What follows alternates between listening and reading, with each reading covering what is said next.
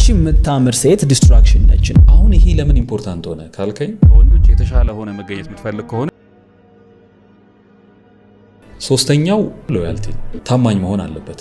ብዙ ጊዜ ከዋር ጋር በተነሳ ከጦርነት ጋር በተነሳ የምታነሳቸው ነገሮች ብዙን የምታየው በመከዳዳት ችግር የሚፈጠረው አንዱን አሳልፎ በመስጠት ክርስቶስ እንኳን የሞተው እኮ ይሁዳ አሳልፎ ሰጥቶት ነው አይደለ? ወንድማማችነቱ መሀል ራሱ ለምሳሌ የወንድ ጓደኞችህ ጋር ባለህ ሪሌሽንሺፕ ራሱ አንዱ ኳሊቲ የሚያሰጥህ ነገር ሎያልቲ ነው። ለሚመራበት ህግ ሎያል መሆን አለበት፣ ታማኝ መሆን አለበት። አለዛ ህጉ አይሰራም። በቃ ኬኦስ ነው የሚሆነው። ከዛ በኋላ ኦርደር ካልተጠበቀ ኬኦስ ነው። ኦርደሩ መጠበቅ አለበት። ያ ህግ የተቀመጠው ኮመን የሚያግባባን የሚያስማማን ስለሆነ አሁን ይሄ ለምን ኢምፖርታንት ሆነ ካልከኝ ዲስ ዴይስ የሚታመን ሰው ማግኘት በጣም ከባድ እና ታምነ ከተገኘ you are important። ዝም ብሎ ይሄ ባይ ዲፎልት የለም። አሁን ለምሳሌ ኢንጂነሪንግ ዲግሪ ይዘህ ከተገኘ ምንም ሁሉም ሰው ኢንጂነር ነው። ግን ለምሳሌ ኢትዮጵያ ውስጥ አስትሮናውት የለም ሆነ ከተገኘ አትሊስት ሰዎች ኦኬ ምናምን ብሎ ቆመው ያዩሃል። ምንድነው አስትሮናውት ምናምን ይላል አትሊስት። ስለዚህ ታማኝ ሰው የለም። ኦርደር ሲዛባ ታማኝ ሰው ይጠፋል።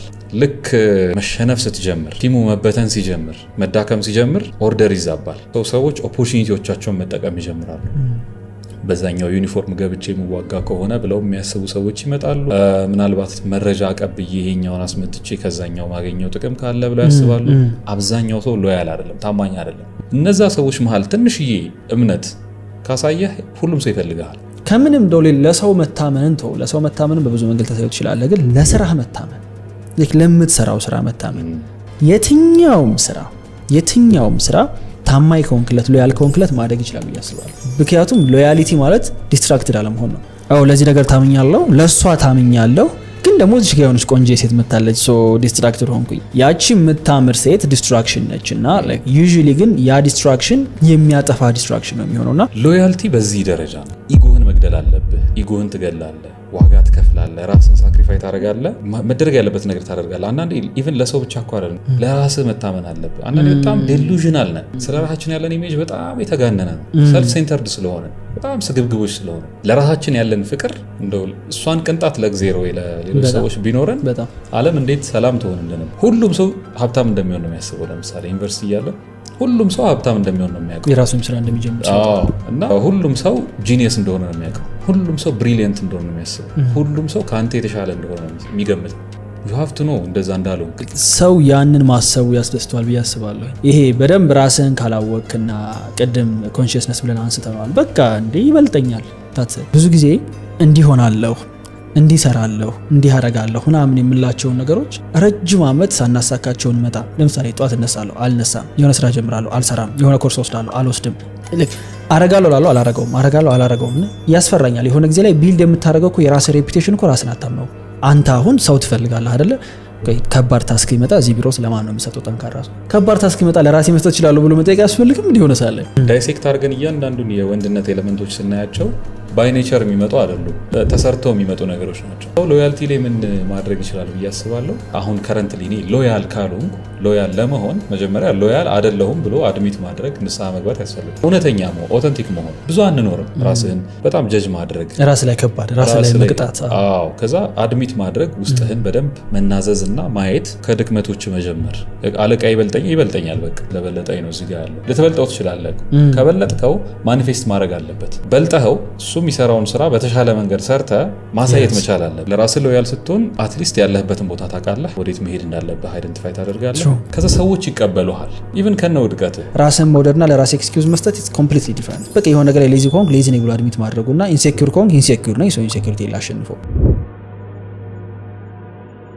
እንደ ወንድ ሊኖረው ከሚገቡት ካራክተሮች ወይም አንተ ውስጥ መኖር ካለባቸው ተብሎ ከሚጠሩት ካራክተሮች ውስጥ አንዱ ድፍረት መሆን አለበት። ወንድ ልጅ በህይወት ውስጥ ብዙ ፈተና፣ መከራ፣ ችግር ሊገጥመው ይችላል። አትሊስት ስትረግል ባይሆኑ እንኳ ራሳችሁን ኢምፕሩቭ ለማድረግ የምትጥሩ ሰዎች ስለሆናችሁ ሁሌም የተሻለ ነገር ላይ ለመድረስ የሆነ ነገር መሻገር ማለፍ ይኖርባቸዋል። ፔን ሊኖር ይችላል፣ መከራ፣ ስቃይ፣ እንግልት ሊኖር ይችላል። እነዛ ነገሮች ውስጥ ህመሙን ታሞ በዛ ውስጥ ማለፍ መቻል ነው ወንድን ወንድ ከሚያስብሉት ጠንካራ ነገሮች ውስጥ አንዱ። ወንድ ልጅ ግዴታ እውቀት፣ ጥበብ ሊኖረው ይገባል። በየዕለቱ ራሱን አፕዴት ማድረግ መቻል አለብህ። ማንበብ አለብህ። በየዕለቱ ትናንት ከነበርክበት ማንነት አንድ ስቴፕ መሻገር አለብህ። ከዚህ ሁሉ በላይ ደግሞ ከፍ የሚያደርግህ እውቀት ሰልፍ ኖሌጅ የሚባለው ወይም ራስን ማወቅ የሚባለው ነው። ራሱን በትክክል አንደርስታንድ ያላደረገ ወንድ ሌሎችን መሸከም፣ ሌሎችን ማሻገር፣ ኃላፊነት መውሰድና በሌሎች ህይወት ውስጥ ኢምፖርታንት ሆኖ መገኘት አይችልም። ስለዚህ አንድ ነገር ማድረግ የምትፈልግ ከሆነ ወይም ከሰዎች የተሻለ ከወንዶች የተሻለ ሆነ መገኘት የምትፈልግ ከሆነ እንደ ወንድ ግዴታ የሚያስፈልግ ነገር እውቀት ነው። ግን ከነዚህ ሁሉ እውቀቶች በላይ ደግሞ የተሻለው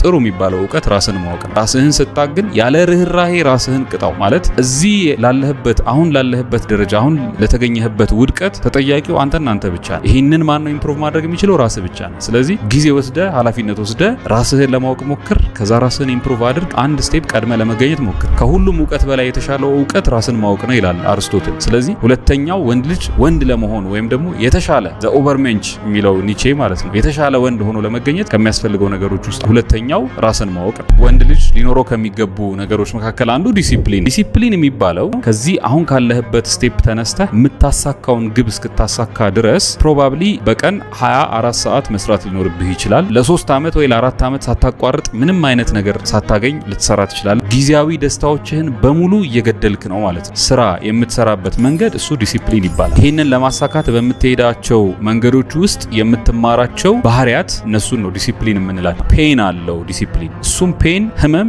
መቋቋም መቻል አለብህ። ራስህን ማወቅ አለብህ። ዝም ብለህ በኢጎ ተወጥረህ እዚህ ጋር ደርሳለሁ ብለህ የምትጋጋጥ ከሆነ በህይወት ዘመንህ ህልመኛ ትሆናለህ። ብዙ ነገር ማሳካት የምትፈልግ ድሪመር መሆን ትችላለህ፣ ግን ከሪያሊቲው ጋር ስለተፋታ ማሳካት አትችልም። እነዚህን ሁለቱን ነገሮች አኳየር ያደረግክ ቀን ዲሲፕሊንህን ለመፍጠር ወይም እዚህ የምትፈልግበት ቦታ ላይ ለመድረስ የሚያስፈልገውን ዲሲፕሊን ለማምጣት የሚያስፈልገው ማቴሪያል በሙሉ ይኖርሃል ማለት ነው።